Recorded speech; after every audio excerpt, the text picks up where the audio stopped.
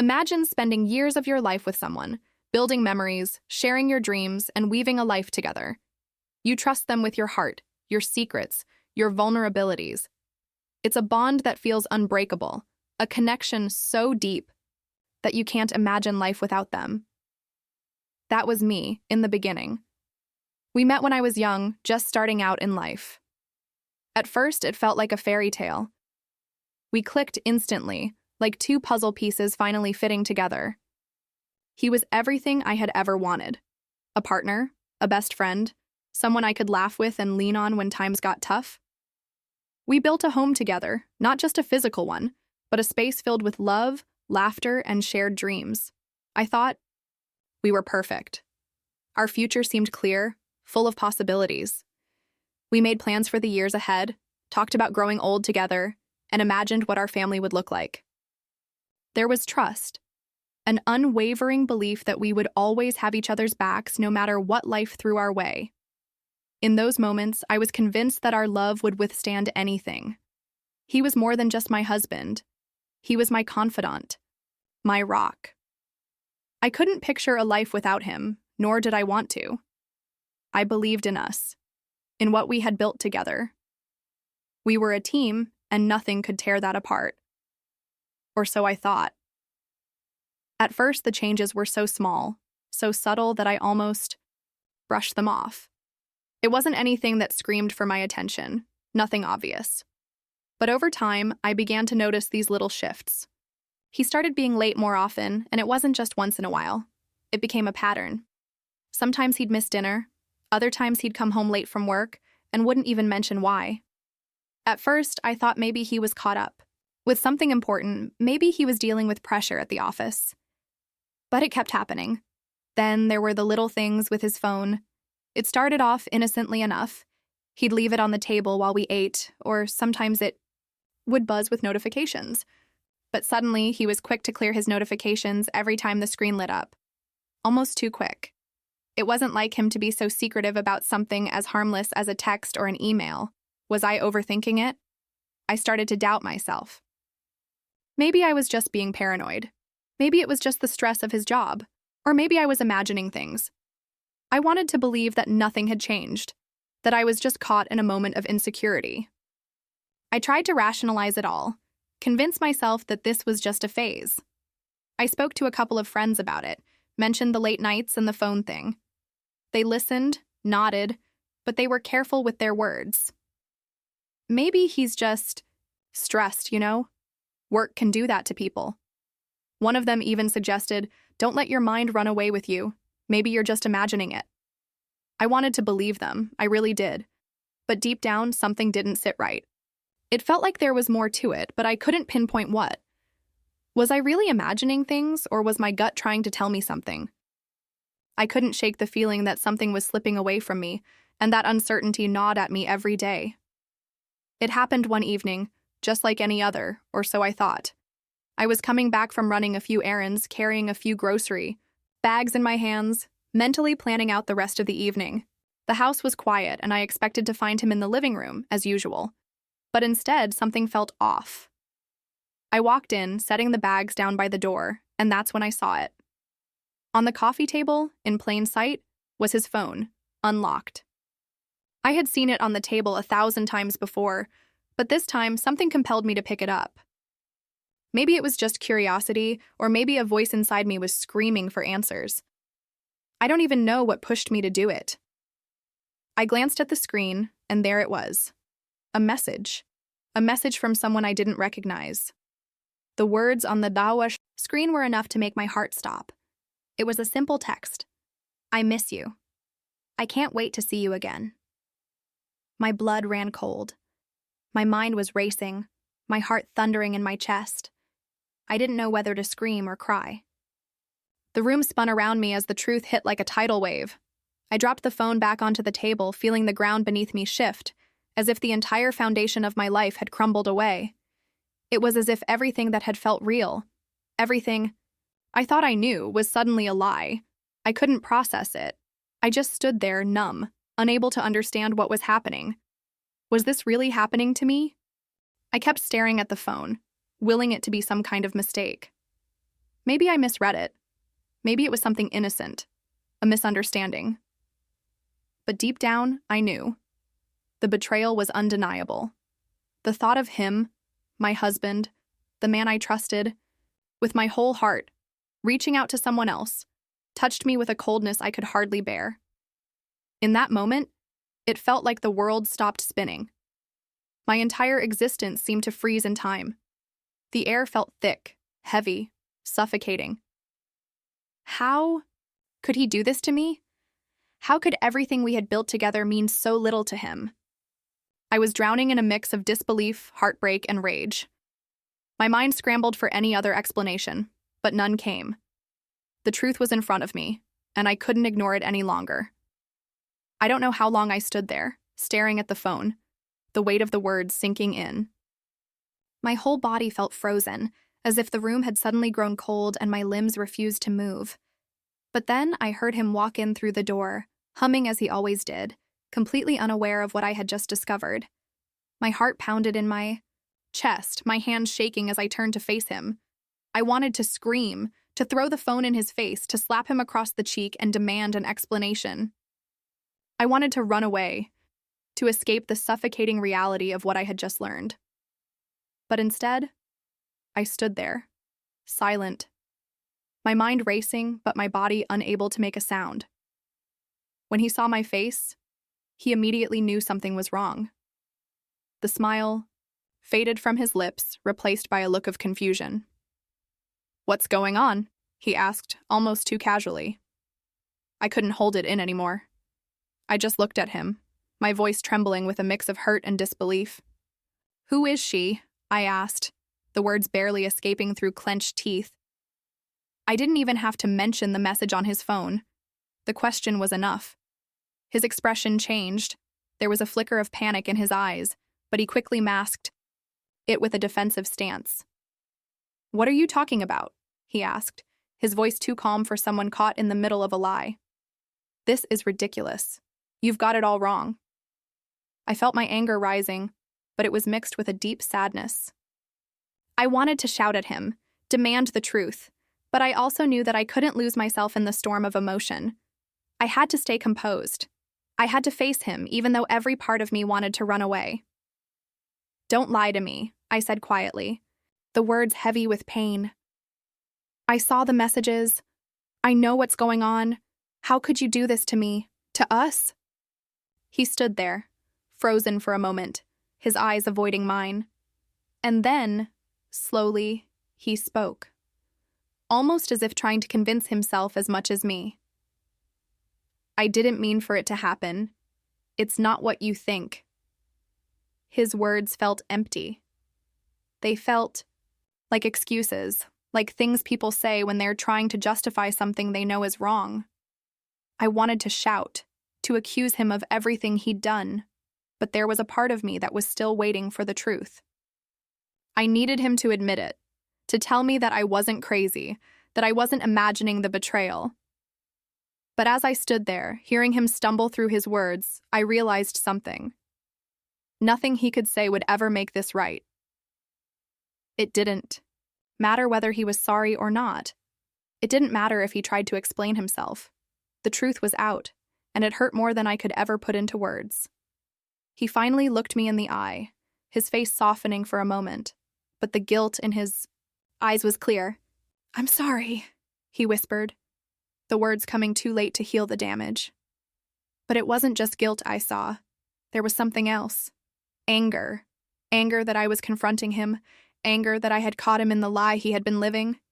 I wasn't sure whether I was angrier at him for betraying me or for the way he seemed more frustrated with being caught than with the betrayal itself. In that moment, I realized I wasn't just facing a man who had cheated on me. I was facing someone who had never truly valued me, not the way I had valued him. I wanted to scream at him for all the hurt, all the lies, but I kept my voice steady.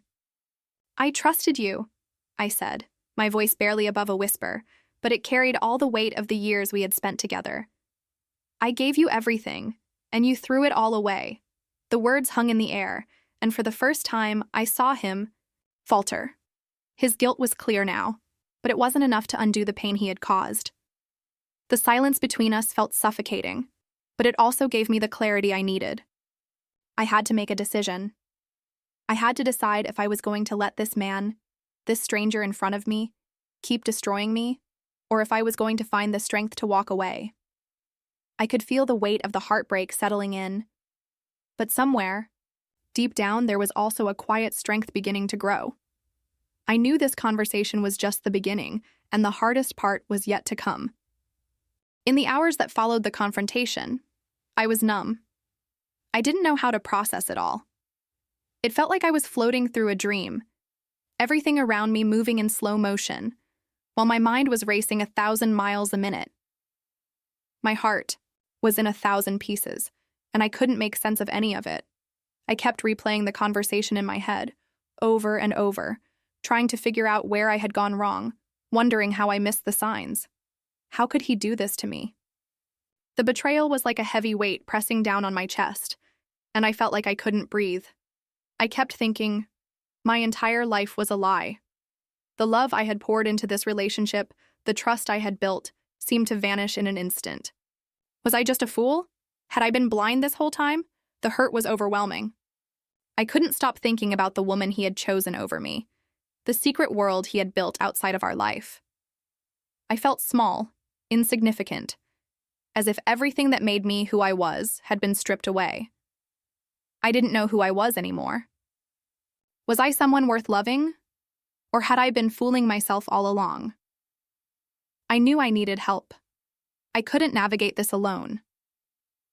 So I reached out to my friends, and even to a therapist, though I wasn't sure if I could trust myself to hear their advice. I needed someone to talk to, someone who could help me make sense of the mess my life had become. I was desperate for clarity, desperate for guidance. My friends were divided. Some told me to leave him, that I deserved better, that I should reclaim my life and my dignity. You don't need him to be happy. You're better off without someone who would do this to you. Their words were filled with strength, and a part of me wanted to believe them, wanted to find the courage to walk away. But then, others told me to give him a chance to make things right. Maybe he's genuinely sorry. People make mistakes. They said I should try to fix things, to rebuild the trust we had lost. I didn't know who to listen to. There were moments when I felt like maybe they were right, that the love we had could be salvaged if we worked hard enough. But then, I'd think about the pain, the betrayal, and I'd feel like I couldn't possibly go back to the way things were. The mixed advice only made things harder. Everyone had an opinion, but no one could really tell me what was best for me. I felt like I was lost in a sea of conflicting emotions, trying to figure out whether to fight for the relationship or walk away for good. And each time I thought I had an answer, something would shift, and I'd be back at square one, questioning everything. The hardest part was dealing with the inner battle. There were moments when I was filled with a quiet, aching hope that maybe we could fix this, that maybe with time, we could rebuild. But then I'd be overwhelmed by a rush of anger and sadness, thinking about all the lies, all the things he'd hidden from me.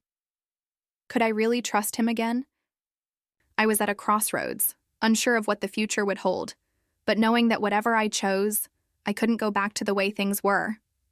I had to make a decision for myself, even if it meant walking away from the person I had once believed I would spend the rest of my life with. In the days and weeks that followed, I found myself at war with myself. Every moment felt like an internal battle between my heart and my mind. My heart, still aching with love and the memories of what we had, desperately wanted to hold on to the life we had built together. But my mind, sharp and clear in its realization of the betrayal, kept pushing me toward the painful truth that what had been between us was no longer the same. It felt like an endless tug of war, and I didn't know which side to choose. The mental and emotional toll it took on me was exhausting. I couldn't sleep, constantly tossing and turning, my thoughts swirling around the same painful images. The betrayal played over and over in my head, like a broken record, and I couldn't silence it. There were moments when I felt completely isolated, like I was carrying this burden alone, with no one truly understanding the weight of what I was going through. I found myself retreating from the world around me, I avoided socializing, turned down invitations to meet friends, and even struggled to have meaningful conversations with my family. It felt like I was trapped in my own thoughts, a prisoner to the confusion and pain. But slowly, in the midst of the chaos, something shifted. I began to realize that healing wasn't going to happen overnight. It wasn't a single decision or a moment of clarity that would make everything fall into place. It was a process, one that required time, patience, and a lot of self-compassion. There wasn't going to be a perfect answer, and that was okay. The hardest part was accepting that it was okay to not have everything figured out immediately. As time passed, I started to regain my strength. It wasn't always easy, but there were small victories along the way. I started making decisions for myself, ones that were based on what I needed and what was best for my well-being. I set boundaries, firm ones.